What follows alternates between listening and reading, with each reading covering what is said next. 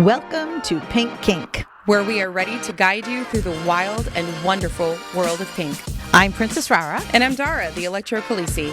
Whether you are a baby kinkster, a seasoned pro, or just here for the entertainment, Pink Kink will help you level up your kink knowledge. Join us as we share our own wild, sometimes awkward, but always entertaining experiences and spill the tea from our combined 30 plus years in the private and professional kink worlds. So grab your favorite flogger or wand. Thank you. And buckle up. You'll learn, you'll laugh, and who knows, you might just spit out your coffee. Let's get this kinky party started. Want more Pink Kink in your life? Join our Patreon and get ready for a whole lot of kinky fun and exclusive perks. As a patron, you'll unlock access to our private Discord server where you can connect with fellow kinksters and chat directly with us. You'll also score adorable Pink Kink stickers and enjoy a monthly behind-the-scenes podcast packed with juicy tidbits we don't share anywhere else. Plus, get sweet discounts at our Etsy shop, Pink Kink Boutique, and on our online classes at Pink Kink Institute. But wait, there's more. More? Our impactful and electrifying Pink Kinksters get extras, such as bonus content and free digital downloads. Oh, and let's not forget, the Pink Standard of patrons will be recognized as producers on both the podcast and on our website, because we couldn't do this without you. Pink Kink runs on the love and support of our amazing patrons, so join the party today. Visit us at patreon.com/pinkkinkpodcast or click on the link on pinkkinkpodcast.com. Today's episode is produced by our electrifying Pink Kinksters. Thank you, Jay, Witcherman, Brianna Lynn, Daddy J, Claire, Naughty and Nice, Butte Pain, Manda Panda, Kat, Stefan, Shadow Phoenix, Christopher, Brian, Enchanted Sparrow, The Wombat, Impact Hazard, Twitch, The Midnight Girl, Sinful, J21, Daisy If You Do, AK Harley Chick, Serenity, Belle, Eric, Pumpkin Pie, S'more, Hacksaw, Devoted Knight, 3 a.m. Thoughts, Crash Override. Spiper No Spifing. Barbie, Navigator Bard, Mr. Pillsbury, Peaches, Mighty Owl, Baby Squirrel, Lady in Lex, Chaos Monster, Jessa Lady, Jack, Ophelia, Lady to Kitten, Cydia Lemon, Ben, Noir, Freddie Queen, Princess Ree, Mississive, Elysium Rose, Avalia, Nora Morapora, Brix, Mistress Lycia, Wonder Chris, Chessie, Manders, and Swinging Amish. And welcome to a story told by two pretty close to dead people. Just one little minuscule particle away from death. Oh my God, I'm so tired. I was greeting people last night and I was telling them, welcome to the next chapter in my autobiography. Seemed like a good idea at the time. And I feel that kind of happens right now. Wait, right now?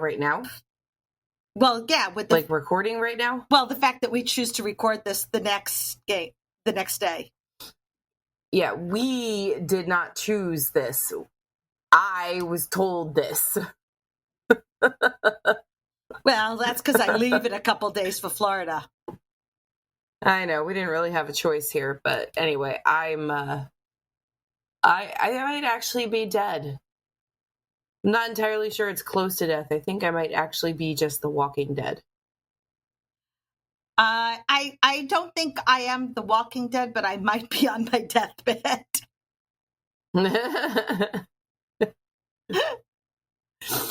Okay, we should probably explain what the fuck we're even talking about. Like, clearly it was after a club night.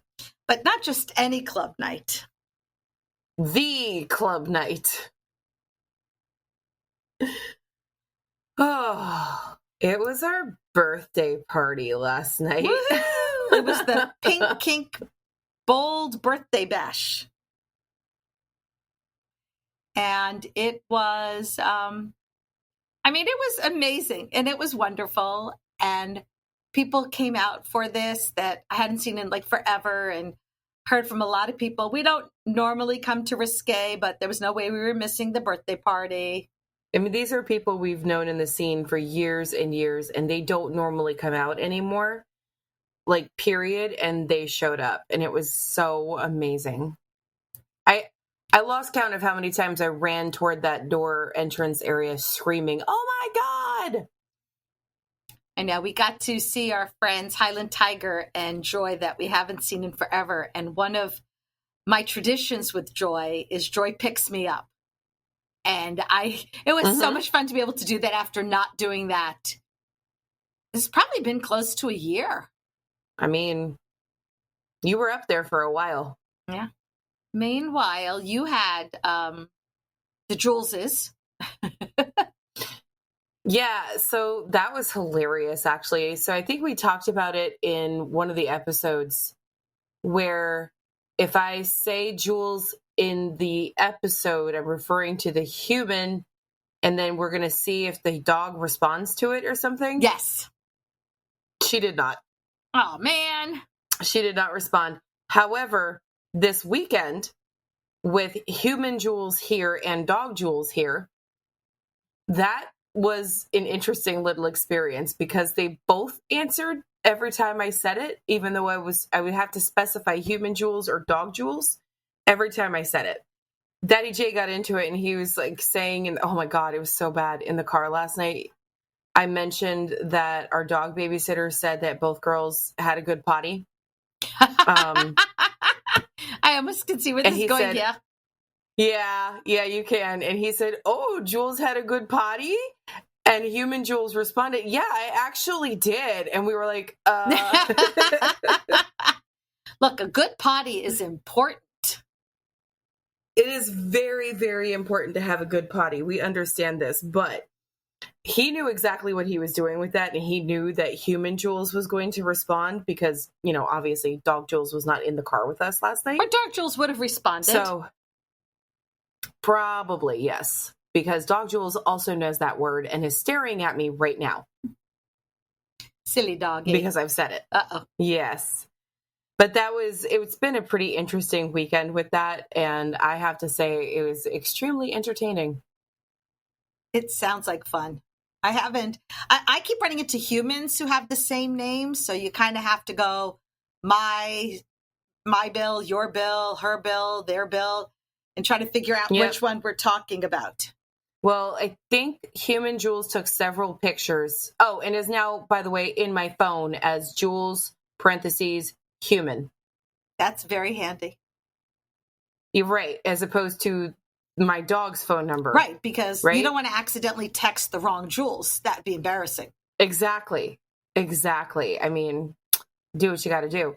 But the best part was all the pictures of the two of them together that they took. Mm-hmm. And it was just like, look, it's the Juleses. Yeah, I know.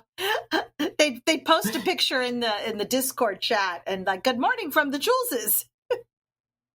Yeah. Like they were this old married couple, the Juleses. What? Oh God, wouldn't that kind of be adorable? Because Jules, Jules, like Jules Verne, is male. That'd be cute. Okay, so I actually Except my dog's a female. I do have a cousin, Bobby Male, who married a female whose nickname is Bobby. So they were both. That's cute. They were both Bobby and Bobby. That's cute. That's cute as fuck. I actually think that's adorable. It's handy. So, but yeah, it was super fun. And when we got to the club, human Jules was bouncing off the freaking walls. We went out to, it was so good. We actually went out to dinner with a few people beforehand because you know how Tomcat and her husband Cody come up and stop at our house and then we all go. And then Minnie and her husband, we all decided to go early into DC and have dinner. We had an amazing fucking dinner. And then, of course, there was zero dessert that I could eat because it was all dairy. And so my darling, amazing Daddy J starts looking on his phone. He goes, "Hey, 2 blocks from here, there's an ice cream place with vegan ice cream." Ooh. And we went, alley-oop! And we all went and got ice cream. And Rara. Was it good? It was amazing. It was, this is the part that you're going to really enjoy. It was coffee Oreo flavored. Ooh. I like the Oreo part. I'm not a huge coffee fan, but I like my coffee in coffee form, not ice cream form. Oh, no, this was actually really good, like shockingly good. So we had a great time. And then we all showed up at the club and we were all trying to like move furniture, and it was chaotic to say the least. Well, why don't we talk about that? Each of us had a very special birthday scene planned. So why don't you talk about yours, because yours was a lot of fun. Well, mine was, we called it Stuffy Impact, but apparently that was lost in translation. And I don't know why people don't know what a stuffy is. Like, I don't know. But anyway, so what was it, last week or the week before? I think it was last week. Mm-hmm. Yeah, last week, Rara said to me, hey, I have a surprise for you in my car. And I was like, the fuck? So I went and looked, and it was two, I don't know what you call those things, like vac seal, the kind of bags that you put clothes in and you vacuum seal them up for storage. Two massive vac seal bags of stuffies that were donated by her new friend, Dean. And so Dean did say, am I getting this story correct? Dean did say technically they're his wife's, but he's going to take credit for it. So yes, we won't tell anybody. Right. Nope. No telling that secret at all. But anyway, these two massive bags of like almost entirely Squishmallows. And so when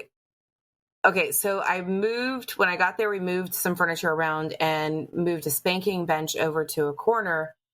And I dumped these two bags of stuffies for my scene all around the spanking bench. And the 20 or so people that I picked came up and got 2 hits each. Well, Daddy J started off and he got 3. Then everybody got 2 hits each. And then Rara rounded it out at the end with another 3 until I hit 42 hits. And I had to count. Well, and so I also shared the directions you had told all of us too. What were the rules? Wait, what were the directions? I don't remember. How you wanted the scene. You wanted it to be very dramatic, you said. I wanted it as dramatic as possible, as silly as possible, and like performative. So I don't know if you caught this, but John got in on the action. You know, the guy that does, this is the one that I told when he wanted to punish Rara for something. I said, then be gentle. Mm-hmm. And like, he just rubs her with rabbit fur or something when he wants to piss her off. It's that one. Yeah, the brat, mean one. Dom John. Yeah. Total brat. He goes, this is the scene that Rara can't handle. And gave me the gentlest little tap with the Squishmallow on the back of my thighs, to the point where I almost said, are you done? Yeah. I was like, I turned around and I was like questioning. I was like, did you hit me? It was the Impact Dom equivalent of, is it in? I wish you had said that to him. I should have. But I was like confused. I turned around and I was like, did that count? Was that one of them? Like, I was actually, that's what I did say. I was like, okay, I think that counted. Well, what was really funny is watching Noir was in charge of gathering everybody up. It was like fucking herding cats. Mm-hmm. Yep. Yes, it was. Yes, it was. And then certain people did not show up. And so we had to like randomly pull people from the crowd, which was interesting because one of them was a former coworker of mine. And I've mentioned this guy before. And I've run into him. I ran into him at a swinger party and I was like, holy shit. And then ran into him at a couple of bunches and I was like, oh, damn. Okay. Like, we're doing this now. And then he came last night because I had mentioned it. I was like, hey, are you coming? And he goes, yeah, I'll show up. So he shows up and I was like, hey, I think you should hit me. I think you should actually be part of my Impact scene. And he was so excited. He was like, this was fantastic. You know, I actually got to be part of that scene because I think he's more of a swinger and not necessarily a kinkster. Mm-hmm. So that might have been one of his first actual scenes. Oh, that's cool. But it was really cool. But I don't know if you even know about this one. I did another scene last night. You mentioned you were going to do it, but I didn't get to see it. Right. Well, I only had, so what happened was me and Minnie were like running around and we were like, I feel like doing this. Let's go check if there's anything available. And there happened to be one slot available a 10 o'clock spot, like somebody had erased their name or something, and I immediately wrote my name down. And we were like, okay, we have less than 20 minutes to do this scene because I have to be at my scene at 10:30 and I have to set it up and, get the squishies and all this other stuff ready. We did wax. We both sat on the table and we actually got wax done together. And it was neat because we decided it was just going to be our one leg each up against each other. And so he poured the wax on us in these designs so that the wax hardened, like kind of sealing the two of us together. Mm-hmm. It was really, really cool. I think the last time I did wax was at my bachelorette party. Oh, wow. Like 5 years ago. I was going to say, You've been married a while. That was a long time ago. Right. And I've been married 5 years. So it was definitely with your former rope top. Mm-hmm. And I wasn't like really into it back then, but this one was really nice, especially because, again, this is something I don't think I've actually done in over 5 years. But the knife part, when he's like scraping the wax off of you, I really liked that part. So clearly I have to do a knife scene. Clearly. Yeah, he's a sweetheart of a guy. It was really fun. I've done wax with him. Wax isn't necessarily my thing because it's too gentle and I don't do gentle, but he's very good. Mm-hmm. He's very good at it. And if you do prefer more gentle, more sensation type play, I highly recommend it. It's not the burning sensation that you think it is. The idea of hot wax being dripped on you. So that's the problem. The first time I did it, it was pretty hot, and that's why I didn't like it. Mm-hmm. Yeah, if it's done right. I mean, there's ways to fix it. So if you're doing wax with somebody and you're like, oh, no, that's too hot. What you have to have the wax top do is start dropping the wax from higher up and keep moving up until you reach a temperature that's comfortable, because the further the wax is being dripped away from you, the more time it has to cool down as it's coming down to hit your body. And different colors have different temperatures. Daddy J should learn. Oh, I didn't know that part, but I think Daddy J should learn how to wax top. There you go. I have decided. Hey, did you hear me? I'm planning your future kink over here. He's not listening because I said I was recording, so he's being like good. Tuning he's out. Being a good doobie. Yeah, and it's doobie. Good doobie. Sorry, that's an old person thing. That's what we used to say back in the day. Okay, I was like, is that a pot reference? It might have been, but it's my generation's been saying it for a long time. But yeah, wax is a lot of fun, and if you can talk him into it, that'd be awesome. Our friend Sire Don tops for it. Oh yeah, I've never actually seen him do that. Yeah, he does. He's quite good at it.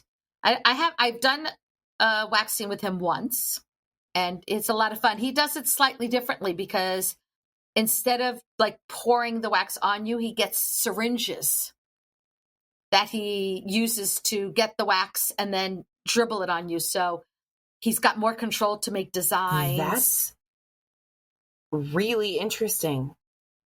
I would love to do that. And he happens to live not that one far neighborhood over from me. So that would be super convenient. Wouldn't it just, especially, talk to him about teaching Daddy J. Yeah, that'd be really cool. I would love to do that. Just be warned if you get into it. If you can get him into it, now he's going to be buying wax all the time, because I don't think, other than Don, I don't think we have any wax tops in our group.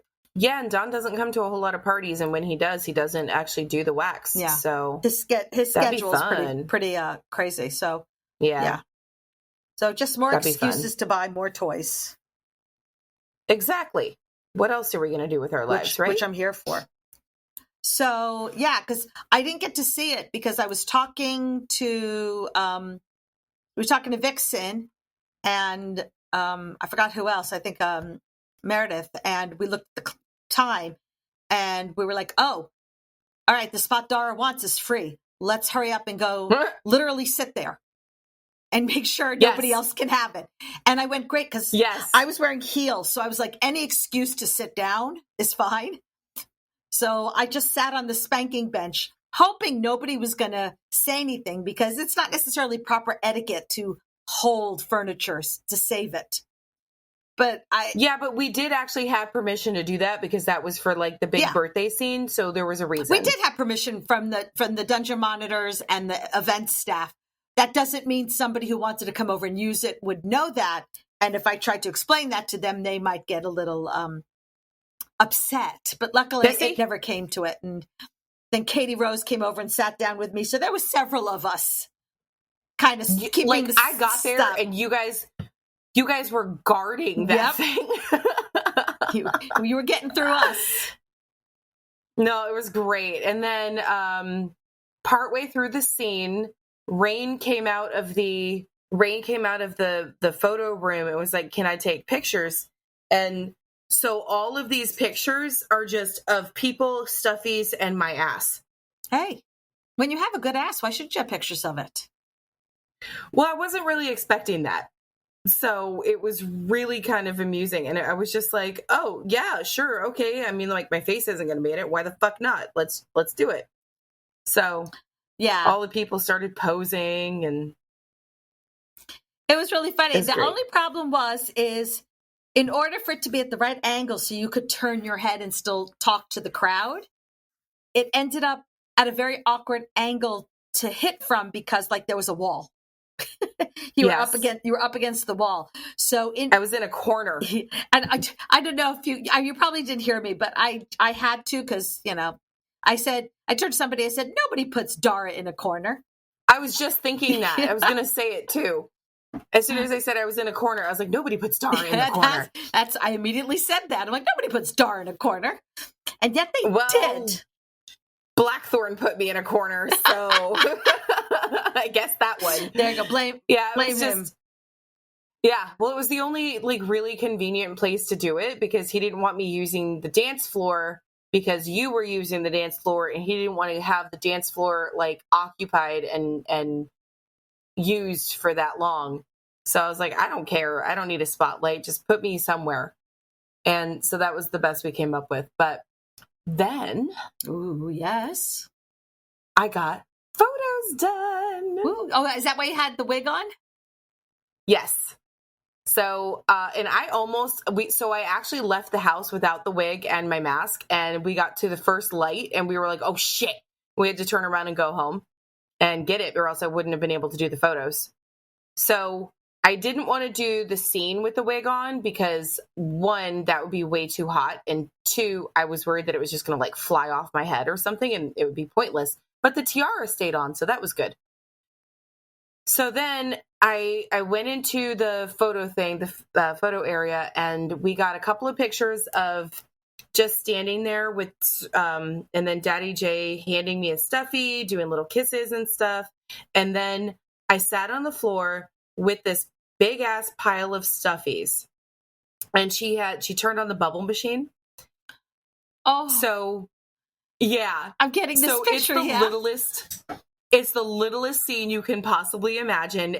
It was like that. And the hair, by the way, was baby blue with pink streaks. Yeah. Very, very long. It was ultra little. And so we had the pink backdrop, the pink floor, everything was pink. And then there's me in my pink outfit playing with bubbles and stuffies in a tiara. So it's as little as you can possibly think of.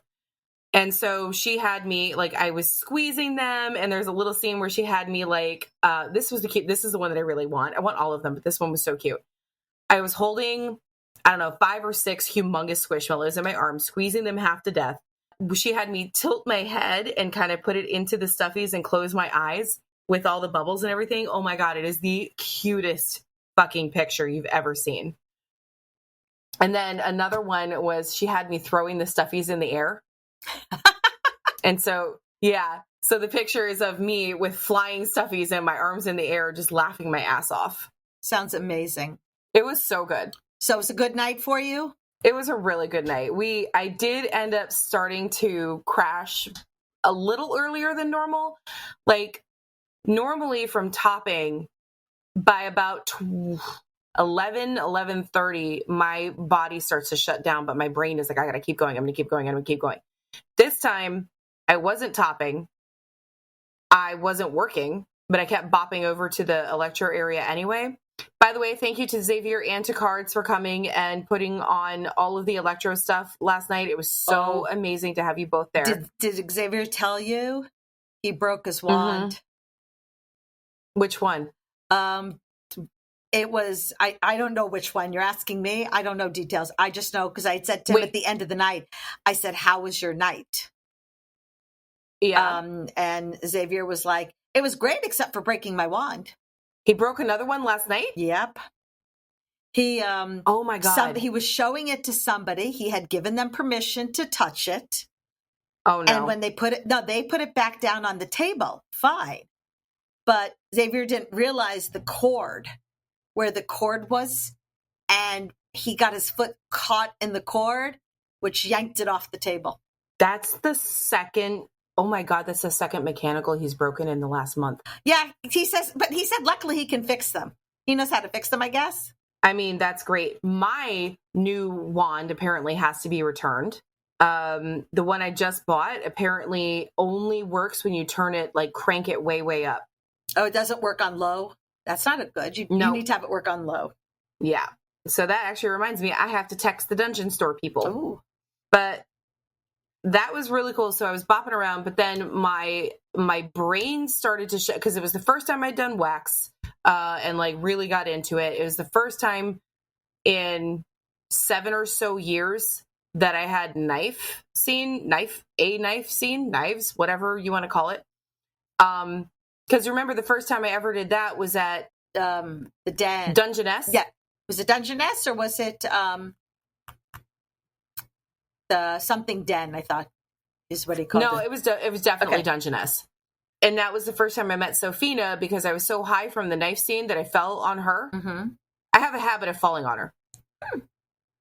It happens. Anyway, so I haven't done that in a while. So I was like really high from that, my stuffy scene, and then probably being scared out of my mind to help with your scene, where I had one job and I was closing my eyes and Sophina actually had to pull me toward you. I don't know if you noticed that, but I was like closing my eyes and I was like, I don't want to do it. I don't want to do it.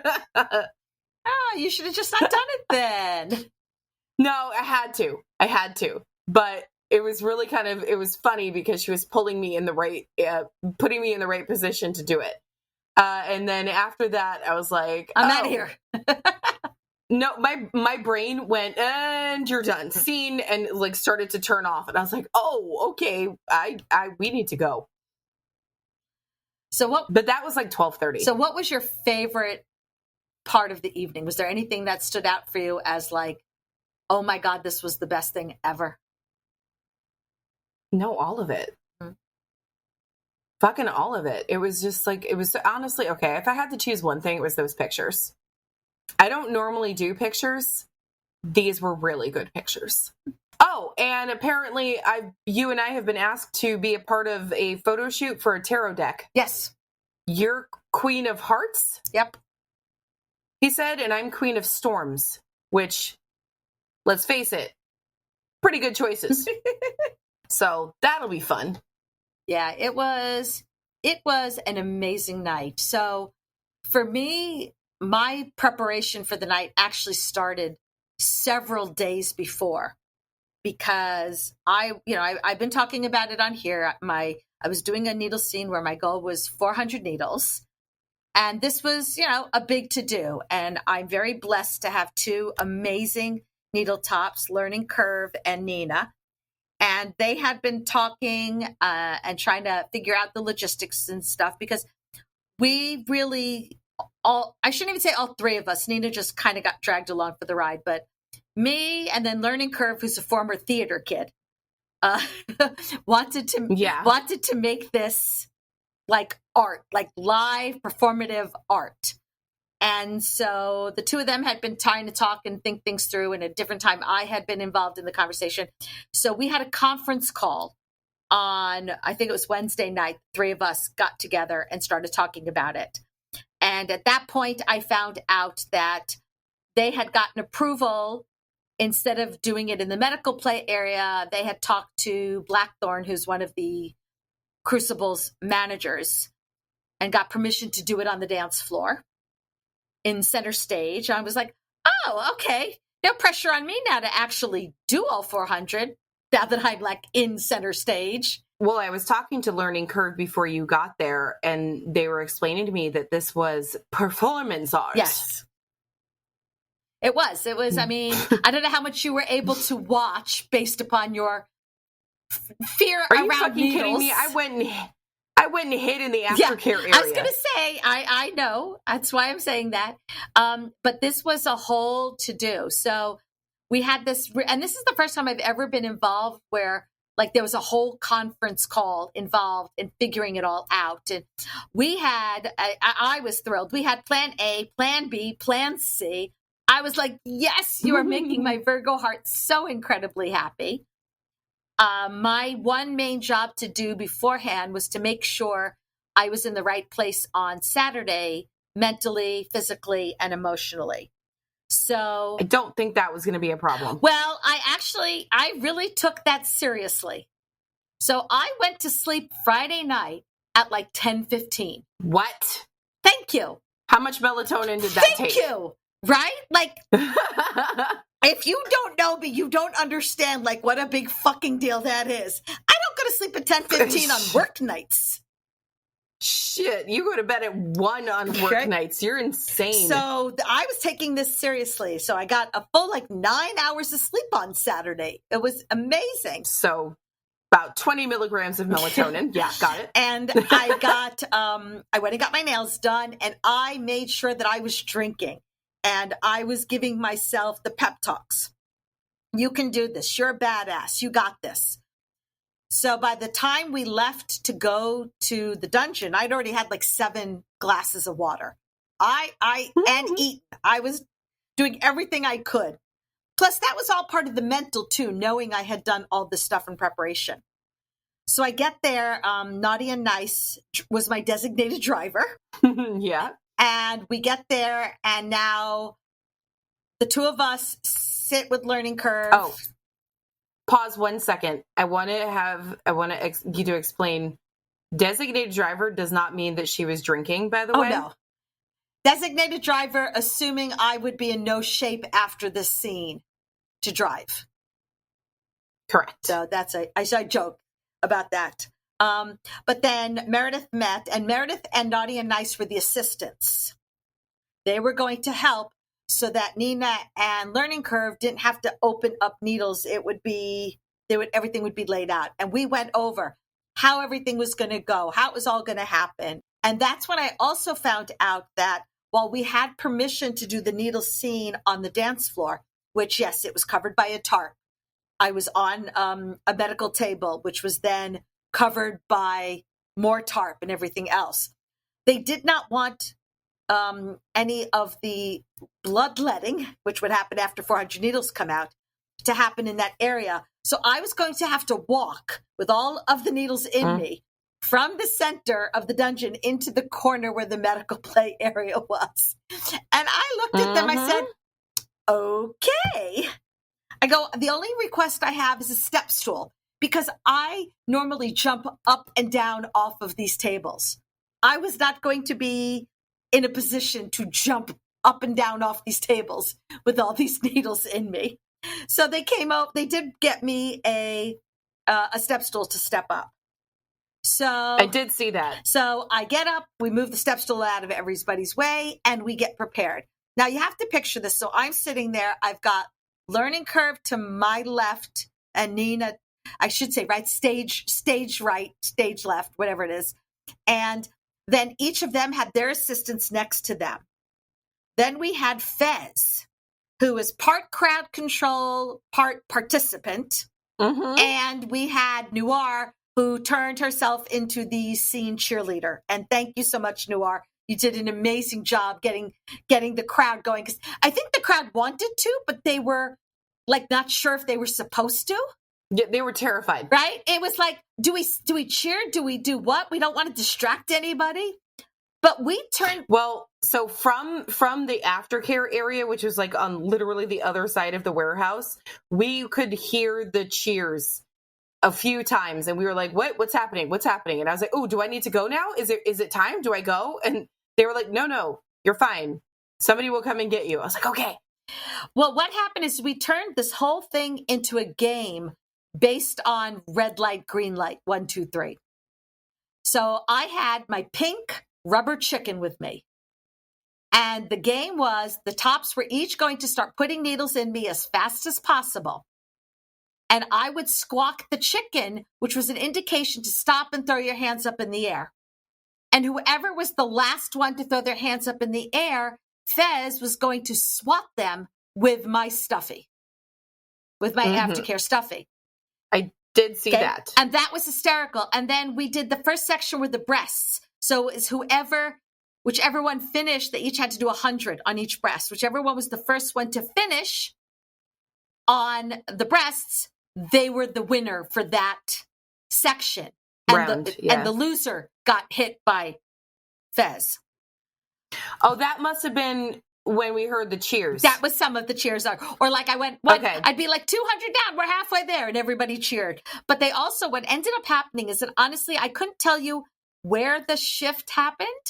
At some point, not with Nina, but started with Learning Curve, Fez put down the stuffy and just used his bare hand and wasn't holding back. Oh, no. And it was hysterical. I'm looking at as soon as, I will say, just between you, me, and however many people are listening to this episode, I think Fez was kind of cheating in his judgment of who would win. I think he deliberately made it so Learning Curve lost, didn't he? A lot of times, yeah. Yeah, I had a feeling. And so there were a lot of hits to the point that Learning Curve's butt at the end of the night was pink on one cheek because Fez was very much into the whole same damn spot. Oh, what an asshole. Oh my God, the look sometimes on Learning Curve's face when they knew they had lost that round and what was about to happen. Like, I wish we'd had a picture of that because that was too funny.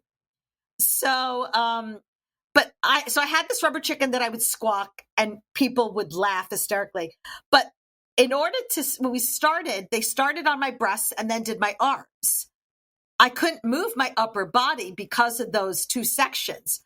So the chicken was between my thighs and I would squawk it with my thighs, which is funny enough as it is. But, and there will be pictures because Rain took pictures of this.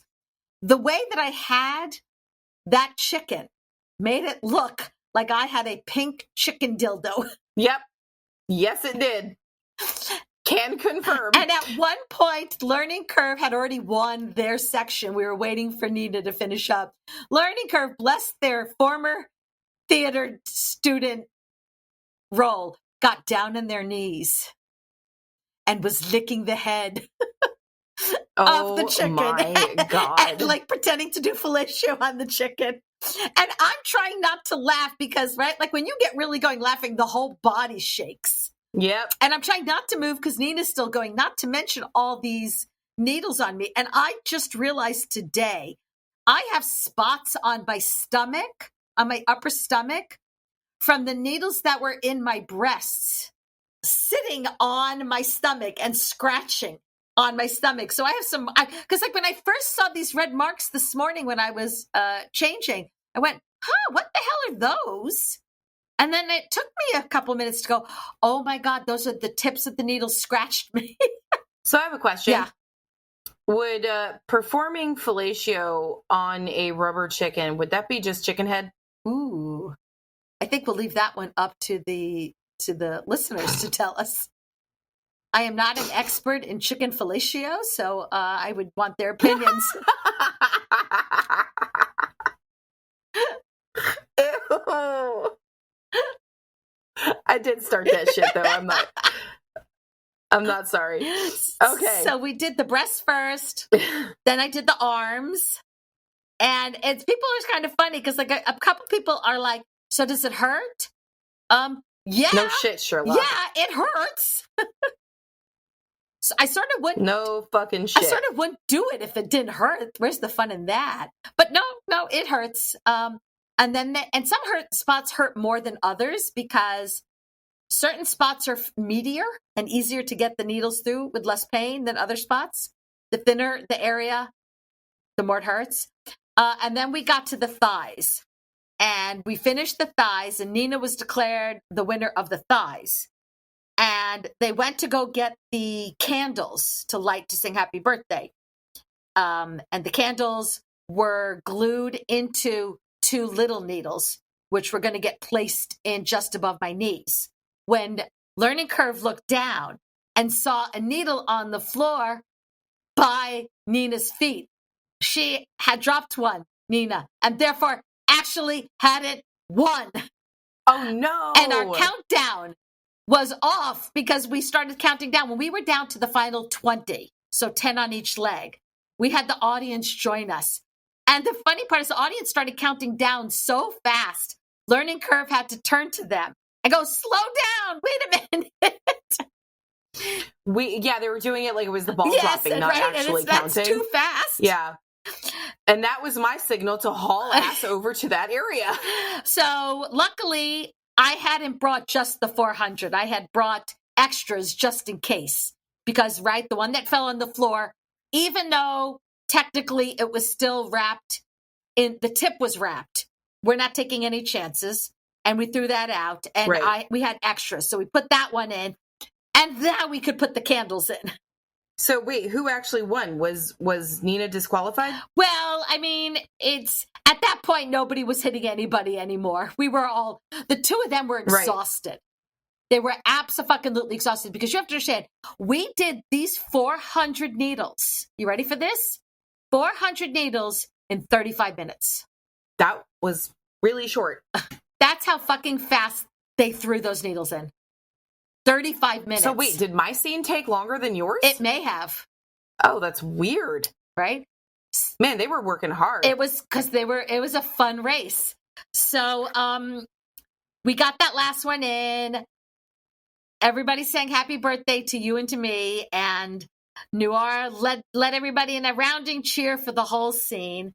And it was amazing. And so now they gave me a couple minutes to sit there and just process and make sure that I was physically able to walk to the medical play area. And I absolutely was.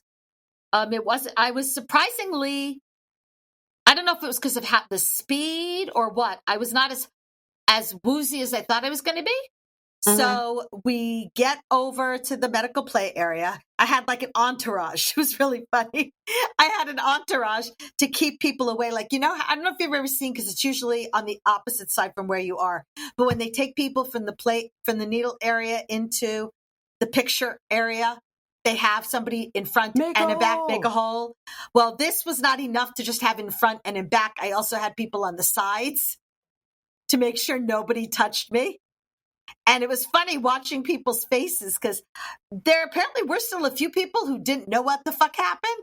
Maybe they were in the private rooms. Oh, yeah. Or something. Yep, there were people who had no idea. I was actually explaining it to people in the aftercare area. I mean, I did tell somebody beforehand because they saw them starting to set up and put up the tape and put the tarp down. And they're like, as I was walking past them to get to the medical area, they're like, oh, I wonder what's going to happen there. So I told them. But yeah, so then I walked over to the play area. Learning Curve cleaned me off and disinfected me there. And then I walked naked to the center stage, for lack of a better word, where I did everything. I go to the medical play area and Learning Curve had everything all fixed and ready to go. So I was like going, oh, I'm going to need the stool because I can't jump up on this table. But luckily it was like that half table that tilts and almost like a doctor's type of table. And it has a step stool built in, like you do at the doctor's office where you can step up onto that. So I was fine. And I sat down and now came the process of taking them out. So I got hurt again while all of these got taken out. That took that took a little while to get everything out, because what they did is they did the legs first, and then we do compressions on the legs and get all the bleeding under control. Then did the arms next and saved the boobs for last. And then so we got all that out. I sat there for a little bit. Everyone was so sweet, making sure I drink my water. I had my aftercare salami because I knew I would need it. Wait, what flavor was that again? Dark rum. Yes. From Wegmans. I got the good stuff. I thought this scene deserved the fancy good you're gonna stuff, do it right. Yes. So I sat there, and then after we made sure all bleeding got stopped, then I got cleaned up, because I feel like I need to give you a trigger warning, Dara, and anybody else who doesn't like to hear about blood. It was dripping down my arm. So I had to get all washed up and cleaned up to the best of my ability. And I sat there for a while holding my stuffy, drinking water, eating my salami. And we kind of had like a debrief at that point, talking about how much fun this was, how amazing this was, how it turned out even better than any of us had hoped, how the audience loved it. It was so cute. We were talking at one point about like Nina apologizing. Oh, I'm so sorry, because she doesn't like to hurt people.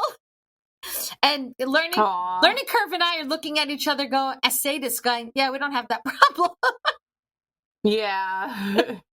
We're so Poor good Nina. with it. But I've done sadistic needles. Wait, how are you? Wait. How are you a needle top and not like to hurt people? Because she doesn't consider, like, you can do so many different things. I mean, remember, I did that scene with the corset piercings, and it was art. So in her head, but she did apologize a lot to me to that one. Like if one was a little more difficult to do. I mean, she's so sweet. I keep telling her, you're okay. You don't have to apologize, but I appreciate the level of caring and that she feels bad.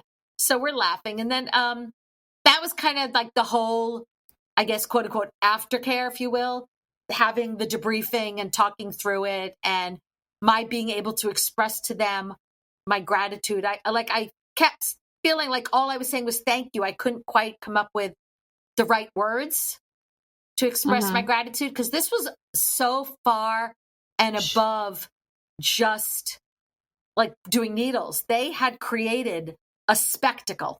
Yeah, it was intense. It was crazy. And it was unbelievable. And it was like, as I'm sitting on the table before we even start, Nina's leaning over and looking at me going, you got this. You fucking got this. At different points, Fez or Learning Curve is stopping and like doing the deep look in the eye stare to kind of see where I'm at, to see if I'm okay and can keep going. And I'm like, you did. I'm like, I'm good. I got this. I fucking got this. So I know Nina listens. Learning Curve apologizes but doesn't listen, but their husband does. And so I hope whoever's hearing it from whoever participated in this, how much it absolutely does mean to me. I mean, this was all came out of the fact that I turned 60, and that I'm on the struggle bus for that one. It's, I remember growing up and 60-year-olds were old people. And I remember when my mom turned 60, like I was an adult already with children. So she was an old person. And it's hard to wrap my brain around the fact because I don't feel like an old person. And I don't look like an old person. So am I an old person? Am I not an old person? Like, what the hell am I? Hey, age is only a mentality. So you can be 60 in your body, but not in your brain. And let's face it, we're both pretty fucking immature. Yeah. I like to think of it as youthful, but immature also works well too. No, we're immature. I'm going with that one. Listen, I still laugh if you say Uranus. I'm sorry. Hello? We did an entire episode where I think most of it we were laughing because of the word wedgie. Yes. So I stand on the word immature. But doing this scene and challenging myself, right? Like doing 400 needles, but also doing 400 needles super fast with very little time to process. I mean, like that was part of the game. Instead of having, I forgot to mention this, but you'll appreciate this. So Fez wanted me to have a code word or some sort of code phrase to let Did you say pineapple? no, to let him know, like, I needed to stop. I was done. Because we did have a plan in place to still get to 400 needles. And if I couldn't be the one to get all the way to 400 needles, there were others who were going to take however many extra needles I hadn't done so we could still have 400. Oh. Yeah. Then that was Learning Curve's idea. Learning Curve was willing to take the needles. Oh, wow. Though they did say if I stopped at 300 and there were 100 left, they needed to split it with them. They didn't think they could take 100. Yeah. So Fez wanted a code word. So I came up with a sentence. You ready for the code sentence I came up with to indicate as my safe word? I needed help. I couldn't do this anymore. Okay. Really wish I had a pink drink right about now. Oh my God, of course. Of course it was. Because I wanted it to be something pink related, but I figured, and Fez looked at me for a minute and I just went, I think that makes perfect sense. I would just say, God, I could really use a pink drink right now. And that would be code, but it would be a natural part of the conversation. Okay. But like Nina looking at me going, you've got this. You're going to do it. And Learning Curve going, you're not going to fail. If you can't get to 400, it's okay. We'll get the number to 400 so we still have the spectacle of the birthday scene. Right? Like everybody went far and above anything I could have asked for, hoped for, dreamed for. And I am so incredibly grateful to them. I mean, of course, at the end, this time it was fucking Fez who said, so next year, 500? No. And I looked at him. I said, are you crazy? I said, can we not discuss that now? I can't discuss that now. Wow. And all Nina said was, then we need a third top. Oh God. So I am by no means saying that I'm going to do 500 next year. I am not committing to it. I'm just saying the answer is not necessarily no either. I may actually just pass out from hearing that. Oh my God.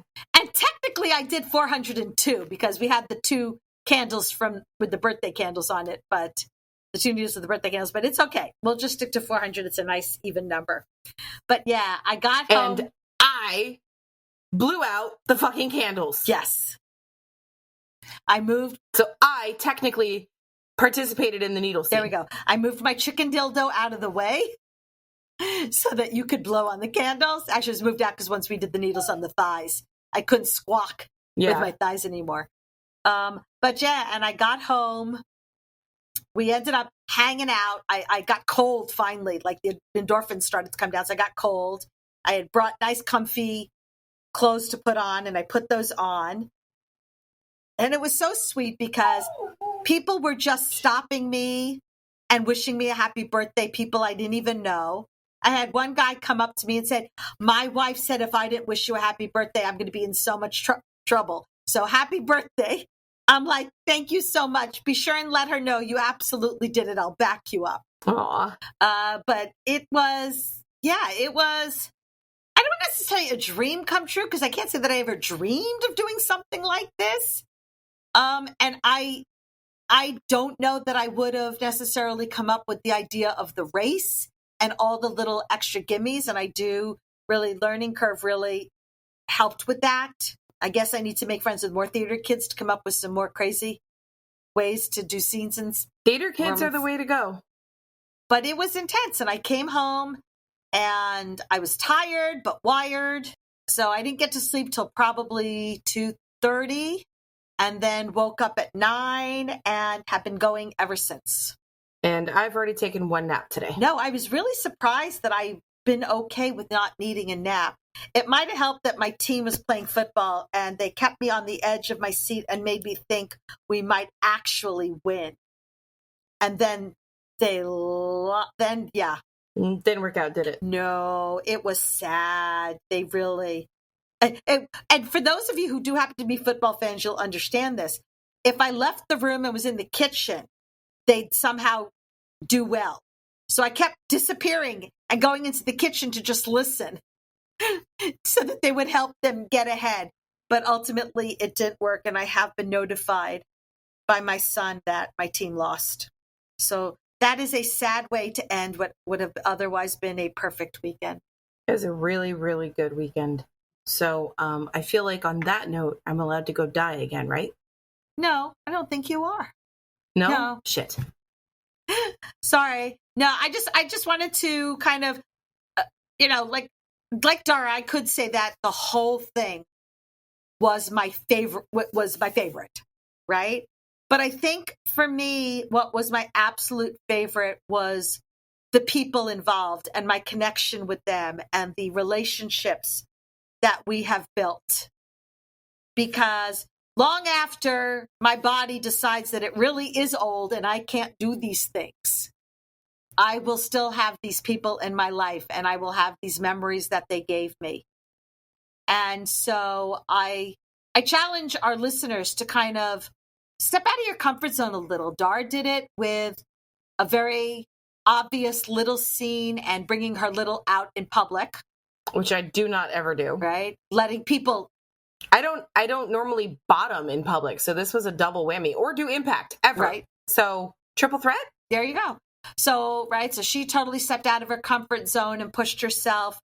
Obviously, while yes, needles are my comfort zone, I cannot say 400 are my comfort zone.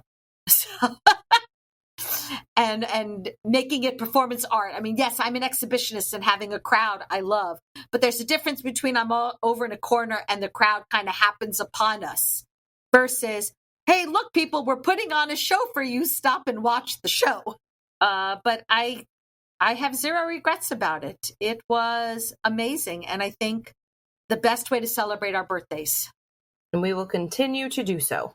Oh, that's my plan. I got plenty more birthdays. Well, I mean, I've already got next year's planned. Yeah, I haven't because I can't even fathom the idea of 500 needles. No, but mine is already planned because I'm doing looning. Oh, yeah. There we go. It's going to be fun. Already decided. All right. So mark your calendars, guys. The second Saturday. Wow. Well, because I'm thinking of our Littles Munch, which is the second Tuesday of the month. So the second Saturday of the month in September in 2026, come on out to Washington, D.C. to the and Crucible. Something else. Something insane. Because that's part of what I do. But yeah, join us. Have fun. Thank you to everybody for this year's amazing, amazing scenes. Thanks for hanging out with us today. If you enjoyed what you heard, make sure to subscribe so you don't miss a minute of our fun and educational content. New episodes drop every Friday. If you love what we do and want to help us keep creating, support us on Patreon at patreon.com/pinkkinkpodcast. You can also support our affiliates to benefit small businesses and us at the same time. No extra cash? No problem. You can still help by spreading the word about your favorite kinky podcast. Share us with your friends, and don't forget to rate and review us on Spotify, Apple Podcasts, or wherever you listen. Those 5-star reviews mean the world to us. And those 5-star reviews go a long way in boosting our podcast through the algorithm and reaching more listeners. Sign up for our Pink Kink Institute classes. Shop at our Etsy shop, Pink Kink Boutique. Stay connected with us on social media. You'll find all the links on our link tree posted in the show notes. Your support means the world to us. So until next time, stay pink and level up your kink knowledge.